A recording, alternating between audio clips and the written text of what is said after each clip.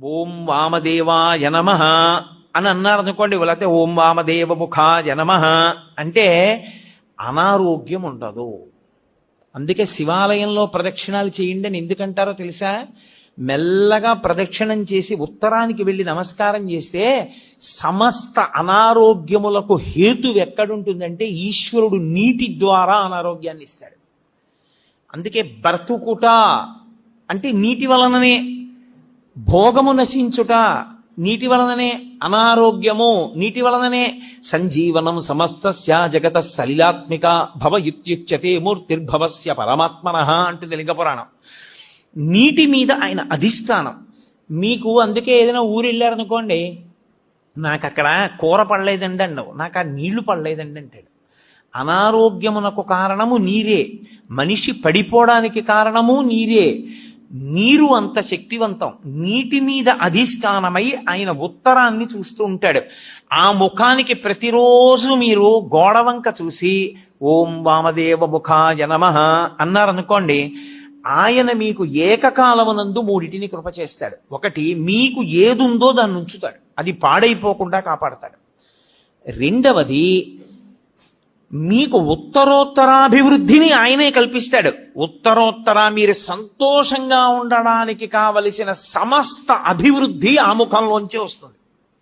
మూడు, వచ్చినటువంటి భోగస్థానములను మీరు అనుభవించడానికి వీలుగా దేహారోగ్యం ఉంచుతాడు. ఈ మూడు ఇంగ్లీష్లో సస్టినెన్స్ అంటారు, స్థితి ఉంచుట. ఈ పదంలోకి వెళ్ళేటటువంటి సమస్తమైనవి కూడా వామదేవ ముఖంలోకే వెళ్ళిపోతాయి. వామదేవ ముఖంతో ఉన్న మూర్తిని పూర్తిగా చూడాలంటే మీరు పశుపతినాథ్ దేవాలయం ఎదురుగుండా ఉన్న గోడ పైన ఉన్నటువంటి శిఖరం దగ్గర చూడాలి. శివమహాపురాణంలో ఎలా చెప్పారో అలాగే కల్పవృక్షం కింద కూర్చుని ఎడమతొడ మీద పార్వతీదేవిని పెట్టుకుని ఎంత సంతోషంగానో, ఎంత నవ్వుతూ ఉంటాడో. పరమశివుడు అంత ప్రసన్నుడై అంత నవ్వుతూ మీకు కనపడ్డం. వామదేవ ముఖంతో ఉండేటటువంటి పరమేశ్వరుడు అంత ప్రహృష్టవదనంతో ఉంటాడు. వెళ్ళి ఓం వామదేవ ముఖాయ నమః అంటూ ఉంటే చాలు, ఆయన ఎంతో ప్రీతి చెందుతాడు. తూర్పు ముఖాన్ని అలా ఉంచండి. 5వ ముఖం పైకి ఉందే, దాన్ని ప్రదక్షిణం పూర్తి చేసేటప్పుడు చూడాలి. మీ ప్రదక్షిణం పూర్తయిపోయాక శివాలయంలో లింగాన్ని చూసి బయటికి వచ్చేయకూడదు. ఒకసారి మీరు అక్కడే నిలబడి పైకి చూడాలి. ఇలాగా చూసి ఓం ఈశానముఖాయ నమః అనాలి. దానికి పేరు ఈశానము అని పేరు 5వ తలకాయకి. అది ఆకాశానికి అంతటికీ అధిష్టానమై ఉంటుంది. అదే మోక్షకారకం. ఇప్పుడు మీరు కొంచెం జాగ్రత్తగా గమనిస్తే నేను ఇందులో 5 ముఖముల చేత 5 కార్యములను ప్రతిపాదన చేశాను. సృష్టి, స్థితి, లయ, తిరోధాన, అనుగ్రహములు అని. సృష్టి కొత్తగా ఏర్పడుతూ ఉండడం, స్థితి ఉండడం, లయ పడిపోవడం, మళ్ళీ బ్రహ్మాండంలో కలిసిపోతూ ఉండడం. తిరోధానము అన్న మాటకు అర్థం ఏమిటో ఇప్పుడు నేను చెప్తాను చూడండి. తిరస్కరణీ విద్య అని ఒక విద్య, తిరస్కరణీ విద్య ఉందండి ఆయన దగ్గర, చాలా జాగ్రత్తగా ఉండండి అంటారు. తిరస్కరణీ విద్య అంటే ఏమిటో తెలుసా? ఆయన తనకి ఉన్నటువంటి ఉపాసన బలం చేత, తనకి వశమైనటువంటి దేవతల కృప చేత అక్కడ ఉన్న వస్తువు మీకు కనపడకుండా చేస్తాడు. దాన్ని తిరస్కరణీ విద్య అంటారు. అప్పుడు ఏమవుతుందంటే ఆయన ఏ దేవతని పిలిచాడో ఆ దేవత మీకు కనపడకుండా చేస్తుంది ఆ వస్తువుని. చిన్న చిన్న దేవతల్ని పట్టుకుంటారు, పట్టుకుని ఉపాసన చేస్తారు. చేస్తే తిరస్కరణీ విద్య స్వాధీనం అయిపోతుంది. తిరస్కరణి ఎంత గొప్పదో అలాగే అవతల వారిని వశీకరణం చేస్తారు. వాళ్ళు ఎప్పుడూ ఇంకా వాళ్ళకే వశవర్తులైపోతారు. అలా వశీకరణ విద్య, ఇవన్నీ విద్యలు ఉంటాయి. ఇందులో తిరస్కరణీ విద్య అక్కడ ఉన్నది కనపడదు, కనపడకుండా చేస్తాడు. అక్కడది ఉన్నది కనపడకుండా చెయ్యడం తిరస్కరణీ విద్య అయితే, తిరస్కరణి ఎక్కడి నుంచి వచ్చిందో తెలుసా? తిరోధానము. తిరోధానము అంటే ఉన్నది కనపడకుండా లేనిది ఉన్నట్టు కనపడుతుంది. చూసారా, మాంత్రికుడు మాయ చేశాడండి అంటారు, అదే తిరస్కరణీ విద్య. తిరోధానము అంటే ఏది ఉన్నదో అది కనపడకుండా, ఏది లేదో అది ఉన్నట్టు కనపడుతుంది. సత్యము అసత్యముగా, అసత్యము సత్యముగా కనపడేటట్టు చేయగలిగిన ముఖమునకు తత్పురుష ముఖం అని పేరు. అది తిరస్కరణి. ఏది దాస్తోంది? అదే మాయా. శంకర భగవత్పాదుల యొక్క ప్రతిపాదన అక్కడుంది. అందుకని పీఠాధిపతులందరూ చంద్రమౌళీశ్వరారాధన చేస్తారు. వాళ్ళందరూ చంద్రమౌళీశ్వరారాధన ఎందుకు చేస్తారంటే వాళ్ళెవ్వరూ మాయకి కట్టబడకుండా జ్ఞానమునందు నిలబడడానికి శంకరాచార్యుల వారు పెట్టిన పద్ధతి. ఇప్పుడు తిరస్కరణి ఉన్నది ఆత్మ ఒక్కటే, పరమేశ్వరుడు ఒక్కడే ఉన్నాడు. ఒక్కడే అయిన పరమేశ్వరుడు కనపడకుండా విశ్వము కనపడుతూ ఉంటుంది. అబ్బో ఎంతమంది ఉన్నారో, ఎన్ని మొక్కలు ఉన్నాయో, ఎన్ని పువ్వులు ఉన్నాయో అంటాడు తప్ప ఉన్న విశ్వనాథుడు కనపడడు. విశ్వనాథుడు కనపడకుండా విశ్వం కనపడేటట్టు చేస్తాడు. అలా కనపడినంత కాలం మాయకి వశుడైపోయాడు గుర్తు. మాయకి వశుడైనంత కాలం మళ్ళీ పుడుతూ ఉంటాడు. మళ్ళీ పుట్టినవాడు మళ్ళీ చస్తూ ఉంటాడు. మళ్ళీ చచ్చినవాడు మళ్ళీ పుడుతూ ఉంటాడు. అంటే సృష్టి స్థితి లయ తిరోధాన, సృష్టి స్థితి లయ తిరోధాన వీటిలో తిరుగుతాడు. ఐదవది అనుగ్రహం, మోక్షమూర్తి. అది దక్షిణామూర్తి దగ్గర ప్రారంభం అవుతుంది. ఆయన అనుగ్రహించాడా అసలు ఉన్న వస్తువు కనపడే అసత్యమైన వస్తువు కనపడకుండా పోతుంది. అసత్యమైన వస్తువు కనపడకుండా పోవడం అంటే మీకు యథార్థము ఎరుకలోకి వస్తుంది. ఎవరే ఇది నేను కాదురా, ఇది నేను తొడుక్కున్నటువంటిది ఈ శరీరం. అసలు నేను లోపల ఉన్న అహంస్ఫురణ, లోపల ఉన్న ఆత్మ నేను, ఆ ఆత్మ సర్వవ్యాపకమై ఉన్నది. అందుకే అందరూ నేను నేను నేను అంటున్నారు. మా ఎక్కడి నుంచి వచ్చింది? అందులో ఉన్న నేను ఒకటే, ఇందులో ఉన్న నేను ఒకటే. నాకు ఆకలేస్తోంది నేను అన్నప్పుడు నేను బాధపడుతున్నాను అంటే నిజానికి అందులో ఉన్న నేను బాధేదో, ఇందులో ఉన్న నేను బాధ అదే. కానీ ఇందులో నేను అనేటప్పటికి అందులో నేను నేననదు, నువ్వు అంటుంది. ఇక్కడ నేనే అక్కడ నేనై ఉన్నా ఆ నేను ఈ నేను కలిపి ఒకటే అని అనుభవంలోకి వచ్చిందనుకోండి, తిరోధానం పోయిందని గుర్తు. నేను నువ్వు అందనుకోండి, తిరోధానమునందు ఉన్నాడని గుర్తు. అంటే ఈశ్వరుడు మాయ కమ్మిస్తున్నాడని గుర్తు. అంటే మళ్ళీ పుడతాడని గుర్తు. ఈశ్వరుడిది తీసేసి జ్ఞానం ఇచ్చేశాడు, అద్వైత భావన ఎందు నిలబడిపోతాడు. రెండవ వస్తువు లేదు, ఉన్నదొక్క పరమేశ్వరుడే. ఎరుకలోకి వచ్చేస్తుంది. ఆ ఎరుకలోకి వచ్చిందా మోక్షము. ఐదవ ముఖం మోక్షాన్ని ఇస్తుంది, ఊర్ధ్వముఖం. అందుకే శివలింగానికి మాత్రమే పృష్ఠభాగంలో కూర్చుని పూజ చెయ్యకూడదన్న నియమం లేదు. ఇప్పుడు మీరు రామాలయంలోకి వెళ్ళారనుకోండి, రామాలయంలో ఎదురుగుండా కూర్చుని పూజ చేస్తారు, అంటే పక్కకు కూర్చుని పూజ చేస్తారు. అంతేగాని రామాలయంలో వెనకాతల కూర్చుని పూజ చేస్తానండి అంటే అది శాస్త్రీయం కాదు, అలా చేయకూడదు. శివలింగానికి ముందు కూర్చోవచ్చు, పక్కన కూర్చోవచ్చు, వెనక్కి కూర్చోవచ్చు, పైన పొయ్యొచ్చు. ఎందుకని?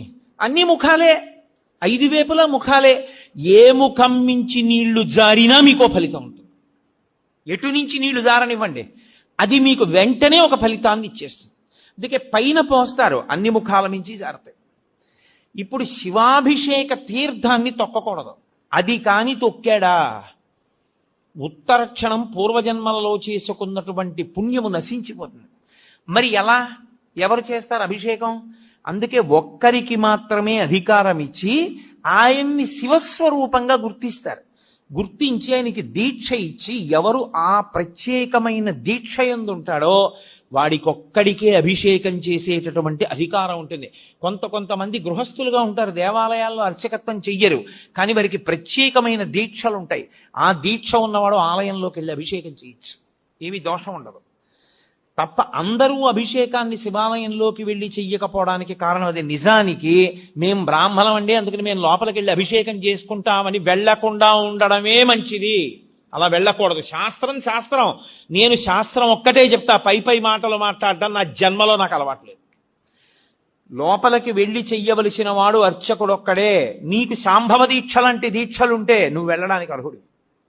అటువంటి దీక్ష నీకు లేకపోతే నువ్వు లోపలికి వెళ్ళి అభిషేకం చేయడం మంచి పద్ధతి కాదు. అర్చకుడే చెయ్యాలి. నువ్వు తొక్కుతావు అనవసరంగా, లేనిపోని ఇబ్బందులన్నీ వస్తాయి. ఎందుకని తెచ్చుకోవడం?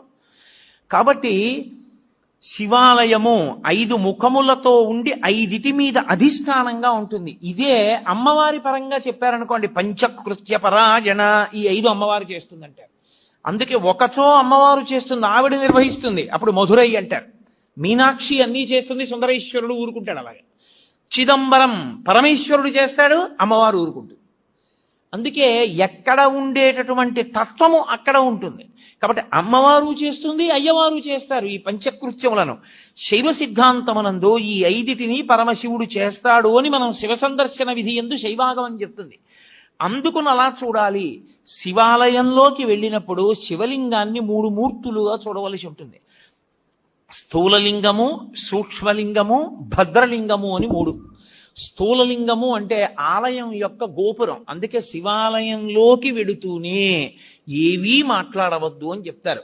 నువ్వు ఇవన్నీ చూస్తూ వెళ్ళు. ఆలయ శిఖరం వంక చూస్తే స్థూలలింగాన్ని చూసినట్టు, ఆలయంలో ఉన్న శివలింగాన్ని చూస్తే సూక్ష్మలింగాన్ని చూసినట్టు, బలిపీఠాన్ని చూస్తే భద్రలింగాన్ని చూసినట్టు.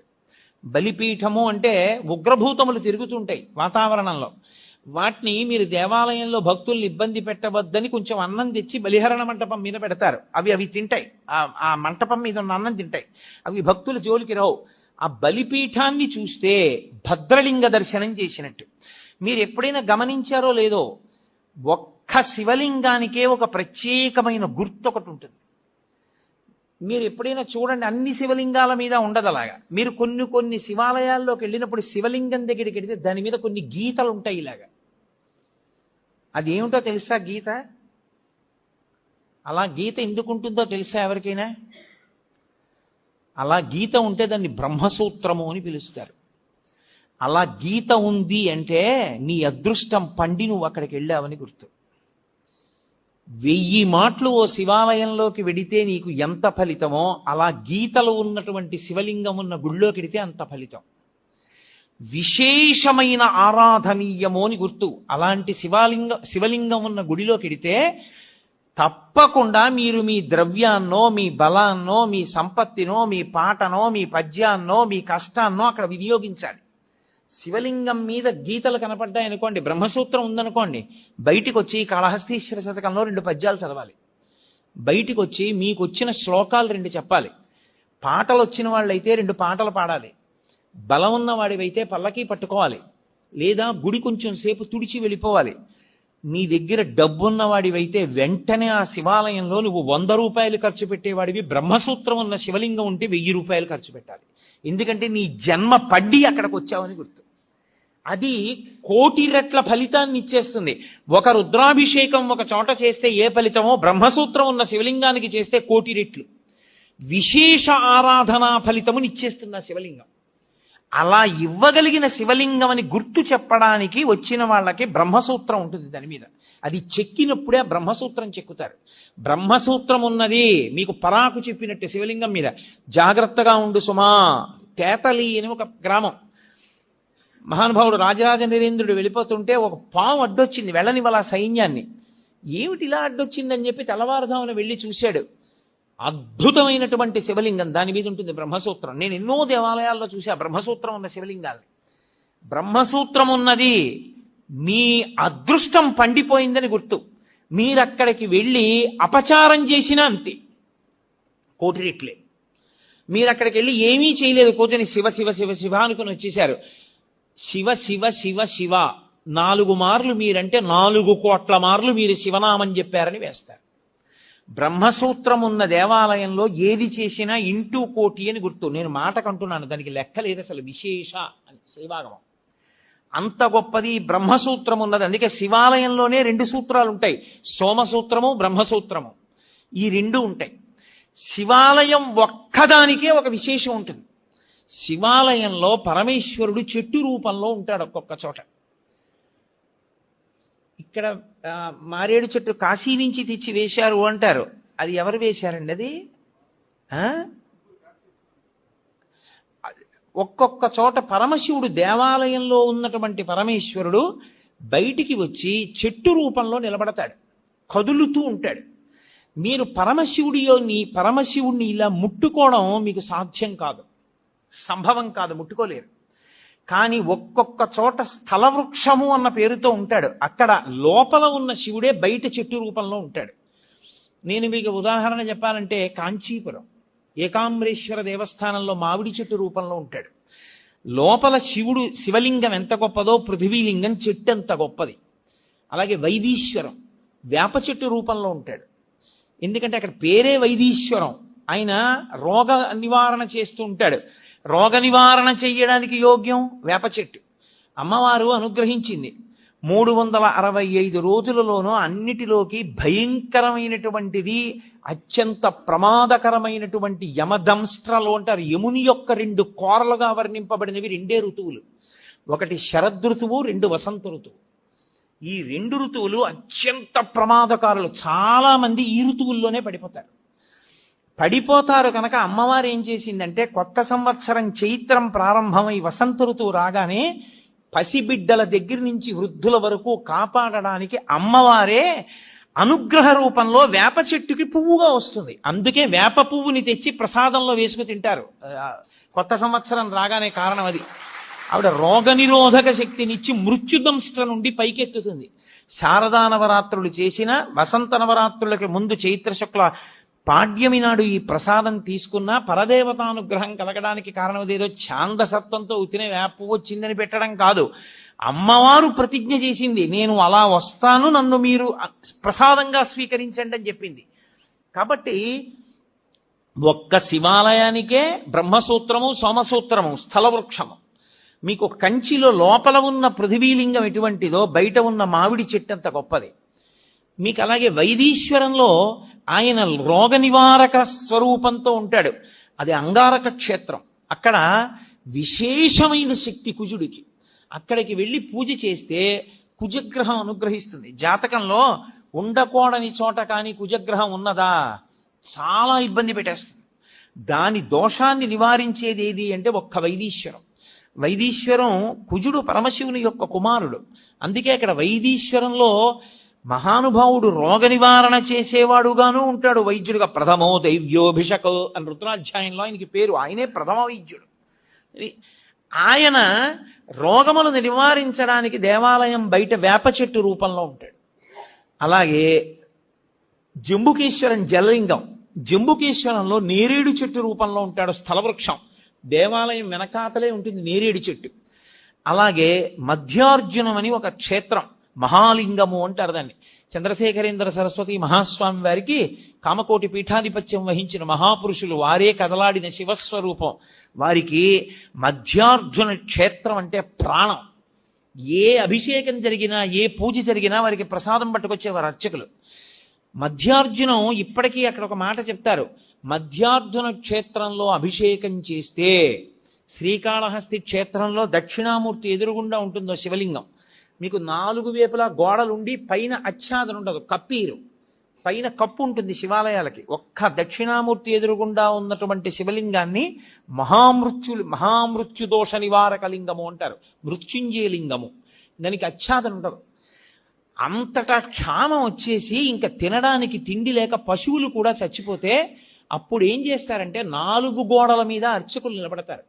నిలబడి 4 గోడల మించి శివలింగానికి అభిషేకం చేసి కుంభం పోస్తారు, అన్నాభిషేకం చేసి వదిలిపెడతారు. అంటే మరనాడు తలుపులు తీస్తే కుంభవృష్టి కింద పడుతుంది వాన. ఒకసారి జరిగింది శ్రీకాళహస్తి వల్ల. శివలింగం దేశ సమస్యలకి కూడా పరిష్కారం అయి ఉంటుంది. అందుకని మహాలింగము మధ్యార్జునం. ఆ క్షేత్రం పేరే అర్జున క్షేత్రం. అర్జునం అంటే తెల్లమద్ది. తెల్లమద్ది చెట్టు రూపంలో ఉంటాడు పరమశివుడు. అసలు నమో వృక్షేభ్యో హరికేశేభ్యో అని ఆయన యొక్క రూపము తెల్లమద్ది చెట్టుగా ఉంటుంది. మీరు ఎప్పుడైనా తెల్లమద్ది చెట్టు చూశారో లేదో నాకు తెలియదు. తెల్లమద్ది చెట్టు చూస్తే తెల్లటి వ్యక్తి ఎలా ఉంటాడో అలాగే ఉంటుంది. మేము మధ్యార్జునం వెళ్ళినప్పుడు తలుపులు వేసేశారు, మహానైవేద్యం టైం అయిపోతోంది. మా శంకర్ గారు అన్నగారు మల్లన్న గారు మహానుభావుడు, ఏ పనైనా సాధించగలడు. ఆయన మొత్తానికి అర్చకుల్ని పట్టి తలుపులు తెరిపిస్తే వెళ్ళి ఆ మధ్యార్జునంలో ఆ అర్జున వృక్షాన్ని ముట్టుకుని వచ్చాం కదండి. ఆ దేవాలయం ఒక్క దేవాలయానికే శివాలయాల్లో ఒక నియమం, ఏ ద్వారంలోంచి మీరు లోపలికి వెళ్ళారో అందులోంచి బయటికి రాకూడదు, వేరు ద్వారంలోంచి బయటికి వెళ్ళాలి. పాపాలన్నీ బయట నించుంటాయి, ఎక్కడ పట్టుకుంటాయోనని, మళ్ళీ వస్తాడని. ఇంకో ద్వారంలోంచి వెళితే పాపం అక్కడతో పోతుంది. మధ్యార్జునం అంత గొప్పది. మధ్యార్జునం గొప్పతనం ఎక్కడుందో తెలుసా? శైవాగమం ఎలా చెప్పిందో ఆ ఆలయానికి ఉపాలయాలుగా అన్ని ఆలయాలు అలా వెలిసాయి. ఒక శివాలయానికి ఈశాన్యంలో ఏదో నటరాజస్వామి ఉండాలి, లేకపోతే కాలభైరవుడు ఉండాలి, పశ్చిమాన సుబ్రహ్మణ్యుడు ఉండాలి, నైరుతి విఘ్నేశ్వరుడు ఉండాలి, అలాగే ఉత్తరాన చండీశ్వరుడు ఉండాలి.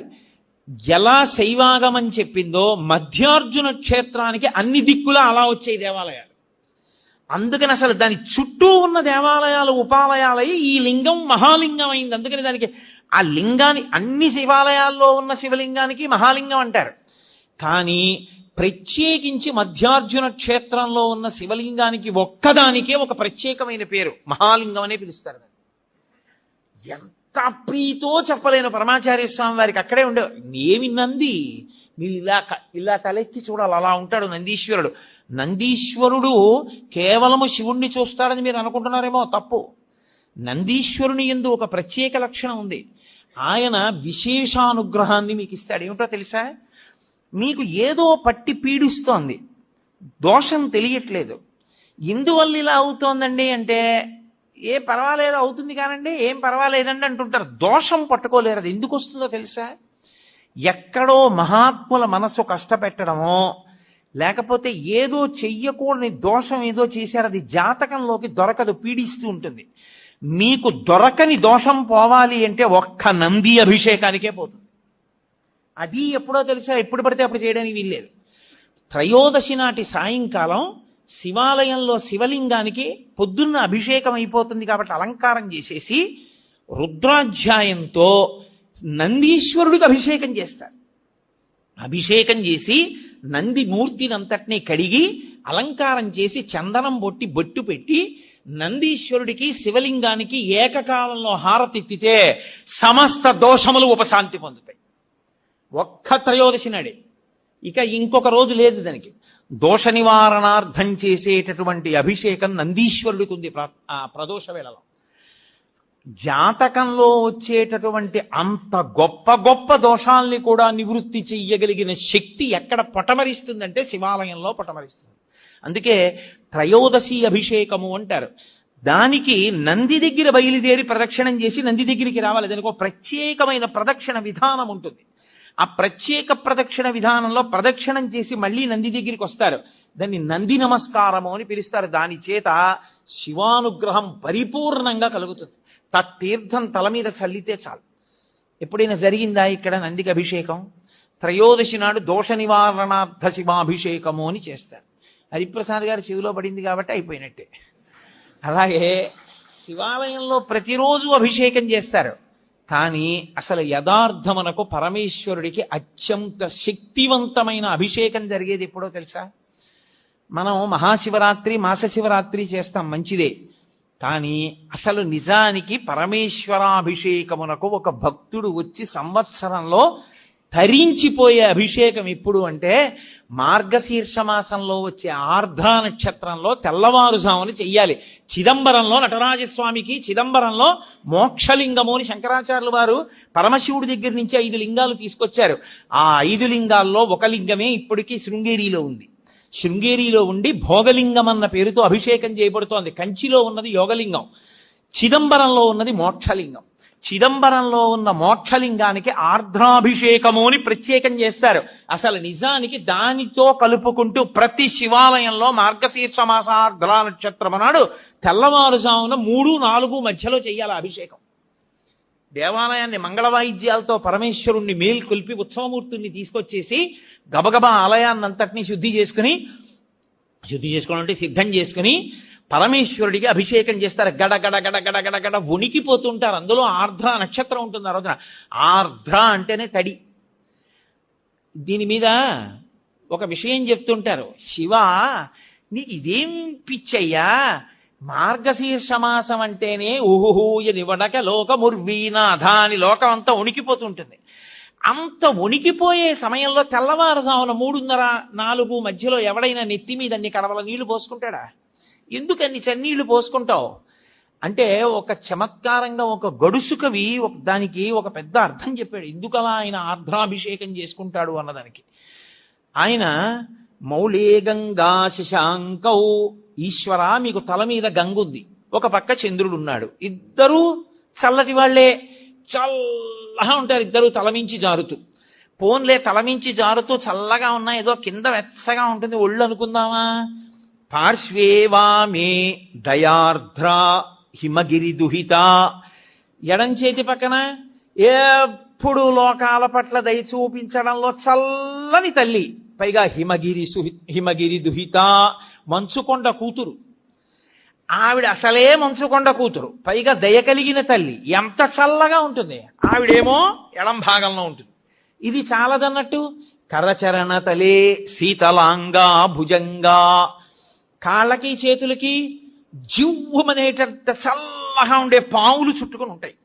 ఇంకా ఈశ్వర ఇది చాలదు మీకు, చందనం సర్వగాత్రే, ఒళ్ళంతా చల్లటి చందనం పూసుకుంటావు, ఎంత చలి. ఇది చాలలేదు నీకు, ఇది చాలలేదని మళ్ళీ మార్గశీర్ష మాసం ఆర్ద్ర నక్షత్రంలో నీకు ఇన్ని కడవలతో తెల్లవారుజామున అభిషేకమా? ఎందుకే మహానుభావ, నీకు చలి ఇట్లా? శీతం ప్రభూతం, ప్రభూతం అంటే చాలా ఎక్కువ, విపరీతమైన చలి కదూ. మరి కనక సభానాథ, ఓ కనక సభానాథ, ఓ చిదంబరేశ్వరుడా, ఓ శివ, సోఢుంక శక్తి, ఎలా భరిస్తావు? అంటే చిత్తే నిర్వేద తత్వే, అర్థమైందయా? ఎప్పుడు కోరికలతో ఏడుస్తూ అలమటించిపోతూ ఎప్పుడు దుఃఖంతో ఉండి వేడిగా ఉండే నా హృదయంలో ఉన్న నీకు ఇంత చల్లటివన్నీ పెట్టినా తాపం పోవట్లేదన్నాడు. అందుకని శివ నీకు ఆర్ద్రాభిషేకం అన్నారు. సమస్త తాపోపశాంతి దేని వలన కలుగుతుందంటే ఆర్ద్రాభిషేకము చేత కలుగుతుంది. శివాలయం ఉండడం ఒకెత్తు, శివాలయాన్ని వాడుకోవడం ఒకెత్తు. శివాలయం ఉండడంతో సరిపోదు, మీకు శివాలయాన్ని వాడుకోవడం రావాలి. అలా వాడుకోవడం వస్తే అదృష్టవంతులు. శివాలయంలోకి వెడుతున్నప్పుడు చెప్పులతో దాటి లోపలికి కాని వెళ్ళాడా? అలా వెళ్ళినటువంటి ఎన్ని మార్లు శివాలయంలోకి చెప్పులతో వెళ్ళాడో లెక్క పెట్టి అన్ని మాటలు వచ్చే జన్మలలో అన్ని జన్మలు రెండు కాళ్ళు చచ్చుపడిపోయిన వాడిగా పుట్టేటట్టుగా చేస్తారు. చింద్యం పాపం భవిష్యంతి అంటుంది శివాగమం. శివాలయం లోపలికి ఎట్టి పరిస్థితులలోనూ వెళ్ళకూడదు. శివాలయంలో యథార్థంగా చెప్పాలంటే పైన అంగి, లాల్చీలు, చొక్కాలు ఇవి పనికిరావు. ఉత్తరీయం తీసి నడుము కట్టుకుని వెళ్ళి ప్రదక్షిణం చేసి నమస్కరించారా, మహానుభావుడి యొక్క విశేషానుగ్రహం కలుగుతుంది. అందుకే శివలింగములు అంటే ధ్రువలింగములు, చరలింగములు అని రెండు రకాలుగా ఉంటాయి. ధ్రువలింగము అంటే శివాలయంలో ఉండేటటువంటి శివలింగం. చరలింగము అంటే ఓ చోటు నుంచి ఓ చోటికి తీసుకెడతారు. ఇప్పుడు శృంగేరి పీఠాధిపతులు అభిషేకం చేసే లింగాన్ని చరలింగం అంటారు. ఓ చోటు నుంచి ఓ చోటుకి పట్టుకెడుతూ ఉంటారు, చరలింగం. ఇందులో క్షణలింగములు అని కొన్ని ఉంటాయి. క్షణలింగము అంటే చందనం అటువంటి వాటితో తయారు చేస్తారు, కొద్దిసేపే ఉంచి అభిషేకం చేసి తీసేస్తారు. అన్నంతో లింగం చేస్తారు. అన్నంతో శివలింగం చేసి ఉంచే శివలింగం క్షణలింగం, కొద్దిసేపే ఉంటుంది, తర్వాత తీసేస్తారు. అసలు అన్నం దొరకడం అనేటటువంటి దానికి ఇబ్బంది కలిగితే ఉత్తర క్షణంలో దానికి ఉపశాంతి ఎక్కడా అంటే అన్నాభిషేకము చేతనే. మేము గత శారదా నవరాత్రుల్లో మా అయ్యప్ప స్వామి గుళ్ళో చేశాం. శివలింగాన్ని పెట్టి శివలింగం నిండా అన్నం ఉండి అన్నంతో అభిషేకం చేసేస్తారు. చేసేసి ఆ అన్నంతోటే శివలింగాన్ని తయారు చేస్తారు. తయారు చేసి కాయగూరలు ఉప్పు వేయకుండా ఉడికించేస్తారు. పొట్లకాయలు, గుమ్మడికాయలు, బీరకాయలు, వంకాయలు అన్ని ఉడికిస్తారు. ఉడికించి తీసేసిన కూరగాయల్ని పరమశివుడికి అలంకారాలుగా పెట్టేస్తారు. పెట్టేసి ఆ శివలింగానికి పూజ చేసి శివలింగం మీద ఉన్నటువంటిది తీసి ఓ పళ్ళెంలో పెట్టుకుని మేళతాళాలతో వెళ్ళి నీళ్లలో కలిపేస్తారు. సమస్త జలచరములు తింటాయి, సమస్త భూతములు బాగుండాలి. తర్వాత ఆ మిగిలిపోయినటువంటి శివలింగం, ఆ అన్నం, ఆ కూరలు తీసుకెళ్ళి ఏ పులుసు అన్నం కింద వండేస్తారు. వండేసి అందరికీ ప్రసాదంగా ఇస్తారు. అన్నాభిషేకం చేసినటువంటి శివలింగ ప్రసాదం తింటే అన్నదోష నివృత్తి జరిగి ఆ అన్నం అంతా బాగుంటుంది. రెండు, అన్నమునకు దోషం ఉంటుంది. ఎప్పుడైనా సరే అన్నం తింటున్నప్పుడు వేరొకరు చూశారనుకోండి దోషం వస్తుంది అన్నానికి. అందుకు గోప్యంగా అన్నం తినడానికి కారణం అది. అన్నం చూస్తే చాలు దోషం వస్తుంది. అన్నం దోషం వచ్చిందనుకోండి మీకు దేవతారాధన యందు ఉపయోగించకూడదు. అన్నదోష నివృత్తి దేని వలన జరుగుతుందో తెలుసా? పంచబ్రహ్మ మంత్ర పఠనం చేత పోతుంది. పంచబ్రహ్మ మంత్ర పఠనం అంటే ఏంటో తెలుసా? పరమశివుణ్ణి 5 మంత్రాలతో పిలుస్తారు. సద్యోజాతం ప్రపద్యామి సద్యోజాతాయ వై నమో నమః, భవే భవేనాతి భవే భవస్వమాన్ భవోద్భవాయ నమః, ఓం వామదేవాయ నమో జ్యేష్ఠాయ నమః అని 5 మంత్రాలు ఉంటాయి. ఈ 5 మంత్రములతోటి నెయ్యిని అభికరిస్తే దేవాలయంలోకి తీసుకెళ్లిన అన్నం మీద పంచబ్రహ్మ మంత్ర పఠనం చేసి చెయ్యి వేసి తీస్తే అర్చకులు, అది ఉత్తర క్షణం కేవలం ఈశ్వరుడు తప్ప వేరొకరు చూడని అన్నం. అది దేవతలకి, పితృదేవతలకి, ఈశ్వరుడికి నివేదన చేసేటప్పుడు పంచబ్రహ్మ మంత్ర పఠనం చేతనే శుద్ధి చేస్తారు. శివమంత్రముల చేతనే అన్నశుద్ధి జరుగుతుంది. అంత శక్తివంతమైనటువంటి స్వరూపము శివస్వరూపము. అటువంటి మహానుభావుడు ఆ శివలింగము లోకంలో 6 రకములుగా ఉంటాయి అని. శివలింగాలు కొన్ని రత్నజములు అంటారు. అంటే రత్నాలు, వజ్రాలు, వైఢూర్యాలు వీటిలోంచి శివలింగాన్ని చెక్కుతారు. అలా చెక్కితే వచ్చినటువంటి శివలింగాన్ని రత్నజము అని పిలుస్తారు. రెండవ శివలింగం లోహజము అంటారు. బంగారంతో చేయబడిన శివలింగం, వెండితో చేయబడింది, రాగితో చేయబడింది, పాదరసంతో చేయబడింది. పాదరసంతో తయారైనటువంటి శివలింగాన్ని చూస్తే చాలు సమస్త దోషములు పోతాయి. అసలు పాదరసంతో చేయబడిన శివలింగాన్ని అందరూ పట్టుకోలేరు కూడా, కనీసం పూజ కూడా చేయలేరు, అంత శక్తివంతం. మీకు ఒక్క అలహాబాద్ త్రివేణి సంగమంలో ఉంది దేవాలయంలో, లలితాపరా భట్టారికా దేవాలయంలో పాదరసలింగం ఉంది. ఇంత పెద్ద పాదరసంతో ఉంటుంది. మీరు ఎవరైనా చూశారో లేదో నాకు తెలియదు. కాబట్టి అటువంటి వాటిని లోహజలింగములు అని పిలుస్తారు. మూడవది సైకతలింగము అంటారు. అంటే పృథివీలింగం తయారు చేశారు అంటారు. అప్పటికి ప్రయోజనాన్ని నెరవేర్చడానికి మట్టితో, ఇసుకతో తయారు చేస్తారు. అలా తయారు చేసిన శివలింగం సైకతలింగము అంటారు. శైలజము, శైలజము అంటే రాతితో చెక్కిన శివలింగం శైలజలింగము అంటారు. ఐదవది మృణ్మయలింగము. మృణ్మయము అంటే మట్టితో తయారు చేసుకున్నటువంటి శివలింగాలు. ఆరవది బాణలింగము అంటారు. అంటే అది దైవీలింగము అంటారు. అది పరమేశ్వరుని యొక్క అనుగ్రహం చేత అలా చాలా విచిత్రంగా వస్తుంది ఆ శివలింగం. మీకు ఆ శివలింగాలు ఎక్కడున్నాయి అంటే విశాఖపట్నం దగ్గర అరకు లోయ అని ఒక లోయ ఉంది. ఆ అరకు లోయ లోపలికి మీరు వెడితే గుహల్లోకి, అరకు ఆ గుహ లోపల నుంచి, గుహ ఉపరితలం నుంచి చుక్క చుక్క నీరు కింద పడుతుంది. అది అలా ఎందుకు పడుతుందో ఎవరికీ తెలియదు. ఒక చుక్క నీరు పైనుంచి ఇలా కింద పడింది అనుకోండి, చుక్క తగలగానే భూమి ఇలా పొటమరిస్తుంది. ఇంకో చుక్క పడింది అనుకోండి, ఇంకొంచెం పొటమరిస్తుంది. ఇంకొంచెం పడింది అనుకోండి, ఇంకొంచెం పొటమరిస్తుంది. అలా చుక్క పడినప్పుడల్లా భూమి ఇలా పైకి లేస్తుంది. అది నేను చెప్పినంత కనపడదు మీకు, వెంట్రుక వాసి లేస్తూ ఉంటుంది భూమి. అది కొన్ని సంవత్సరములు అయ్యేటప్పటికీ ఆ నీటి చుక్క పడుతూ ఇది లేస్తూ ఇది పైకి లేచి ఉపరితలాన్ని అంటుకుంటుంది.